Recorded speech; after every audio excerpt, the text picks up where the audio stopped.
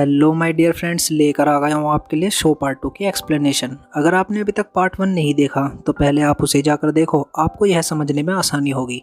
आई button पर जाकर आप उसे देख सकते हो। तो चलिए, बहुत हो गई बातें, अब बढ़ते हैं अपने पार्ट 2 की तरफ। इस मूवी की स्टार्टिंग में हम एक आदमी को देखते हैं जो कि जिक्सो का शिकार है। वह अपने आप को एक ट्रैप में पाता है जिसमें उसको जिक्सो ने एक जानलेवा हेलमेट पहना रखा है। फिर एक वीडियो टेप के जरिए उसे बताता है यहाँ पर वह क्यों है। दरअसल माइक पुलिस का खबरी होता है जो कि लोगों की सीक्रेट इन्फॉर्मेशन पुलिस को देकर उन्हें अरेस्ट करवाता है। जिक्सो उसे बताता है कि इस काम से उसने बहुत लोगों की लाइफ बर्बाद की है। फिर जिक्सो कहता है उसके पास 1 मिनट है अपना टास्क कंप्लीट करने के लिए। अगर वह टास्क 1 मिनट के अंदर कंप्लीट नहीं करता तो वह मास्क बंद हो जाएगा और वह मर जाएगा। फिर जिक्सो उस ट्रैप को खोलने की चाबी के बारे में बताता है जो कि उसकी राइट आई के अंदर है, क्योंकि जिन आंखों से वह दूसरों पर नज़र रखता था आज उसे उन्हीं आंखों का सैक्रिफाइस देकर अपनी जान बचानी थी। वह खूब कोशिश करता है लेकिन टाइम पूरा हो जाने की वजह से वह मास्क बंद हो जाता है और उसके फेस के चीथड़े उड़ जाते हैं। फिर हम डिटेक्टिव एरिक को देखते हैं जिसकी अपने बेटे के साथ बहस हो जाती है और वह गुस्से में उसे वहाँ से जाने के लिए बोलता है। बाद में उसे अपनी गलती का एहसास होता है और वह अपने बेटे के पास जाकर उससे माफ़ी मांगने की सोचता है, लेकिन डैनियल का कुछ अता पता नहीं होता। फिर डिटेक्टिव एलिसन एरिक को माइकल की इन्वेस्टिगेशन के लिए बुलाती है, जहां पर माइकल एरिक के लिए एक नोट भी छोड़ता है। दरअसल दोस्तों, यहां पर हमें पता चलता है कि माइकल डिटेक्टिव एरिक के लिए काम करता है जो लोगों की इन्फॉर्मेशन एरिक को प्रोवाइड कराता था। दीवार पर लिखे हुए नोट और हेलमेट पर बने हुए लोगों को देखकर वह पता लगा लेते हैं कि आखिर यह हेलमेट कहाँ बनाया जाता है। फिर एरिक अपने डिटेक्टिव दोस्तों की मदद से जिक्सो के हाइड आउट का पता लगा लेता है, जहां पर उन्हें जिक्सो कैंसर की वजह से कमज़ोर हालत में मिलता है। और वहां पहुंचकर उन्हें पता चलता है कि उन्होंने जिक्सो को नहीं ढूंढा बल्कि जिक्सो ने स्मार्ट प्लानिंग की मदद से उन्हें यहाँ बुलाया है, उन्हें ट्रैप में फंसाने के लिए। फिर एरिक मॉनिटर स्क्रीन में देखता है कि जिक्सो ने उसके बेटे और कुछ और लोगों को एक पॉइजनस गैस रूम में लॉक किया हुआ है और इनके पास सिर्फ मैक्सिमम 2 घंटे हैं अपनी जान बचाने के लिए। वह एरिक को बताता है कि रूम में सिर्फ वही लोग हैं जिन्हें एरिक ने झूठे सबूतों के बुनियाद पर अरेस्ट किया था और यह सब उसने माइकल के थ्रू पता लगाया। और अभी तक उन्हें नहीं पता है कि डैनियल एरिक का बेटा है, वरना बदले के कारण वह उसे मार देंगे। जिक्सो एरिक से कहता है कि अगर एरिक चाहे तो वह उसे बचा सकता है, लेकिन ऐसा तभी पॉसिबल है जब वह उसके गेम के रूल को फॉलो करेगा। दोस्तों, जिक्सो के गेम के रूल काफ़ी सिंपल होते हैं, बस उन्हें ध्यान से समझने की ज़रूरत है।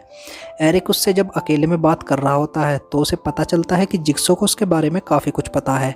वह उसे 5 साल पहले की बात बताता है जहाँ पर एरिक एक पुलिस ऑफिसर हुआ करता था और वह कैदियों को काफ़ी बुरी तरह टॉर्चर करता था ताकि वह अपने गुनाहों को कबूल कर लें। और यही नहीं, एक बार तो उसने एक कैदी के सारे दांत भी तोड़ दिए थे। वह लोगों के खिलाफ झूठे सबूत भी बनाता था। फिर जिक्सो से बताता है आखिर वह जिक्सो क्यों बना। उसके मुताबिक लोगों को अपनी लाइफ की इंपॉर्टेंस के बारे में नहीं पता, उनके अंदर सर्वाइवल स्किल नहीं है जब तक वह मौत को करीब से ना देख ले, जैसा कि एरिक उस वक्त अपने बेटे के लिए फील कर रहा था। और वह यह बात सीखता है कि इंसानों के अंदर तकलीफ बर्दाश्त करने की सबसे ज़्यादा हिम्मत है। वह बस लोगों को उनकी लाइफ की इंपॉर्टेंस के बारे में बताना चाहता था इस गेम के थ्रू। जिक्सो एरिक को बताता है कि उसका एक साइन भी है जो कि वह सिर्फ उन लोगों पर छोड़ता है जो उसके गेम में सरवाइव नहीं कर पाते। वहीं दूसरी तरफ सभी कैदी पता लगा रहे होते हैं कि आखिर वह यहाँ कैसे पहुँचे, जहाँ पर उन्हें एक दूसरे के बारे में कुछ नहीं पता होता। तलाशी लेते वक्त अमेंडा को जिक्सो की एक टेप मिल जाती है जिसे चलाने के बाद उन्हें पता चलता है कि जिंदा रहने के लिए उनके पास सिर्फ 2 घंटे हैं, जब तक कि पॉइजन गैस से उनकी मौत ना हो जाए। गेम में सर्वाइव करने के लिए उन्हें रूम में छुपे हुए एंटीडोट का पता लगाना है, जिसका सीक्रेट कोड जिक्सो ने पहेली के रूप में बताता है कि उसका कोड सभी के दिमाग के पीछे मौजूद है और वो भी रेनबो कलर की फॉर्म में। और जिक्सो उन्हें यह भी बताता है कि उनका यहाँ मौजूद होना भी एक चीज़ से लिंक है जिसका उन्हें एक्स मार्क से पता चलेगा। टेप रिकॉर्डर के साथ उन्हें एक की और एक नोट भी मिलता है जिसमें जिक्सो उन्हें वार्निंग देता है कि इस की से डोर को ओपन करने की कोशिश ना करें। लेकिन जेवियर चाबी को लेकर डोर को ओपन करने के लिए निकल पड़ता है, लेकिन इसकी वजह से डोर के पीछे लगी गन का ट्रिगर दब जाता है और गज की होल से झांकते वक्त मौत हो जाती है। दरअसल दोस्तों, जिक्सो ने यह जानबूझकर की प्रोवाइड की थी क्योंकि उसे पता था कोई गधा गलती जरूर करेगा जिसकी वजह से उसकी डेथ हो जाएगी और दूसरे लोगों को यह सीख मिलेगी कि रूल को फॉलो करना ज़रूरी है, वरना उनका भी यही अंजाम होगा। और थोड़ी देर बाद रूम का डोर अपने आप ही खुल जाता है। फिर वह पूरे घर को चेक करते हैं लेकिन उन्हें वहां से निकलने का कोई रास्ता नहीं मिलता। उन्हें फिर एक बेसमेंट की डोर दिखाई देती है जहां पर जाने के बाद उन्हें जिक्सो की एक और टेप मिलती है। वहीं इसके अलावा उन्हें वहाँ पर एक पुतला और कुछ और भी चीज़ें मिलती हैं। जब वह पुतले को देखते हैं तो उस पर एक नोट होता है जिस पर लिखा होता है ओबी, जो कि इनमें से एक कैदी का नाम होता है। फिर इन सबको पता चल जाता है कि इन्हें यहाँ लाने वाला ओबी ही है। वहीं ओबी को खुद भी नहीं पता होता कि वह यहाँ पर कैसे आया। फिर जिक्सो टेप में बताता है कि सामने वाली भट्टी में 2 एंटीडोट है, जिनमें से एक ओबी का इनाम है सभी को यहाँ पर किडनैप करके लाने के लिए, और दूसरा किसी और कैदी का। फिर जिक्सो उन्हें एक पहेली के जरिए क्लू देता है जो कि होती है when you are in hell only devil can save you. और इसके बाद टेप खत्म हो जाती है, लेकिन इस पर कोई ज़्यादा ध्यान नहीं देता। फिर जेवियर ओबी को मारने के लिए धमकी देता है, लेकिन ओबी उसकी धमकी से नहीं डरता। फिर वह एंटीडोट लेने के लिए भट्टी के अंदर चला जाता है। वह सक्सेसफुली एक एंटीडोट ले लेता है, लेकिन लालच में वह जब दूसरे एंटीडोट की तरफ बढ़ता है तो भट्टी का दरवाज़ा अपने आप बंद हो जाता है और उसमें आग लग जाती है, जिसके कारण ओबी के साथ साथ दोनों एंटीडोट भी खत्म हो जाते हैं। यह सब हो जाने के बाद सभी को एक और रूम मिलता है। जब जेवियर उसे खोलता है तो रूम का टाइमर ट्रिगर हो जाता है। फिर टेप को सुनने के बाद उन्हें पता चलता है कि यह रूम जेवियर के टेस्ट के लिए है, जो कि एक ड्रग डीलर है और इसकी वजह से उसने बहुत लोगों की लाइफ भी बर्बाद की है।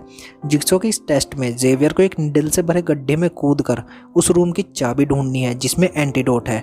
जेवियर बड़ी चालाकी से एमेंडा को उसके अंदर फेंक देता है। एमेंडा किसी तरह चाबी को ढूंढ लेती है, लेकिन जब तक टाइम खत्म हो जाता है और वह डोर लॉक हो जाती है, दोनों वहाँ पर फंस जाते हैं। इसके बाद जेवियर वापस रूम नंबर 1 में जाता है, जहाँ पर उसे एक क्लू मिलता है जिससे वह जिक्सो की पहेली को सोल्व कर लेता है। दरअसल दोस्तों, जिक्सो ने लॉकर के कोड को सबके पीछे लिखा हुआ था रेनबो कलर की फॉर्म में। फिर जेवियर एक कैदी को मारकर दूसरा कोड भी ले लेता है। सभी पता लगा रहे होते हैं कि आखिर ऐसी क्या चीज़ है जो कि सबको एक साथ लिंक कर रही है। फिर उन्हें पता चलता है कि उनमें से डैनियल ही एक ऐसा शख्स है जो आज तक जेल नहीं गया है, और उन्हें फ़ोटो भी मिलती है जिससे उन्हें पता चलता है कि डैनियल एरिक का बेटा है।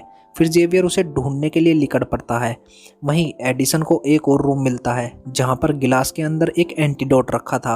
वह टेप रिकॉर्डर को इग्नोर करती है और उसे लेने के लिए आगे बढ़ती है, लेकिन वहां पर उसके हाथ फंस जाते हैं और उसकी नस कटने की वजह से उसकी मौत हो जाती है।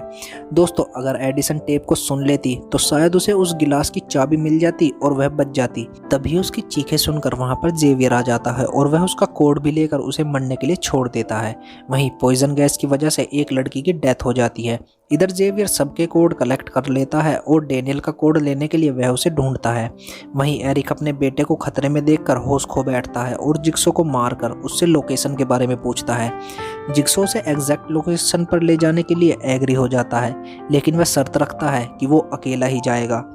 दूसरी तरफ जेवियर को डैनियल मिल जाता है और वह एमेंडा को उसका नंबर बताने के लिए कहता है, जिस पर एमेंडा कहती है, तुम हमारा नंबर तो देख लोगे मगर अपने पीछे लिखा हुआ नंबर कैसे देखोगे। जिसके बाद वह अपनी खाल को काटकर अपना नंबर देख लेता है।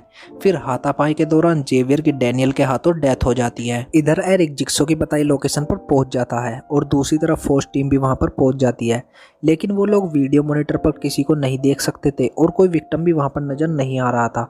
फिर फोर्स टीम को पता चलता है कि यह वो घर नहीं है और वह अभी तक सिर्फ कैप्चर करी हुई वीडियो रिकॉर्डिंग देख रहे थे, यानी कि जो वह अब तक देख रहे थे वह बहुत पहले ही घट चुका है। इधर एरिक उस वॉशरूम में पहुंच जाता है, लेकिन उसे वहां पर डैनियल और एमेंडा में से कोई नहीं दिखाई देता। वह बाथटब में पड़ी बॉडी को चेक करने के लिए जैसे ही जाता है, वह उस पर अटैक कर देती है और इंजेक्शन के जरिए उसे बेहोश कर देती है। होश में आने के बाद एरिक खुद को एक जंजीर से बंधा हुआ पाता है।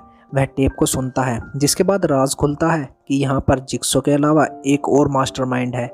जो मास्टरमाइंड कोई और नहीं दोस्तों, एमेंडा होती है। वह एरिक से बदला लेना चाहती थी। दरअसल वह कोई ड्रग्स नहीं लेती थी, लेकिन एरिक ने झूठे सबूतों के बुनियाद पर उसे अरेस्ट किया था और कैदियों के बीच रहने के बाद उसे ड्रग की लत लग गई, जिसकी वजह से उसकी लाइफ बर्बाद हो गई। जिक्सो ने उसे नई जिंदगी दी है उसकी ड्रग्स की लत को छुड़वाकर, और उसे लाइफ की इंपॉर्टेंस के बारे में बताया। इसलिए एमेंडा जिक्सो से इम्प्रेस होकर उसके अंडर काम करने लगती है। एरिक ही उसका असली शिकार था। जिक्सो ने एरिक को बताया था कि उसका बेटा सेफ जगह है।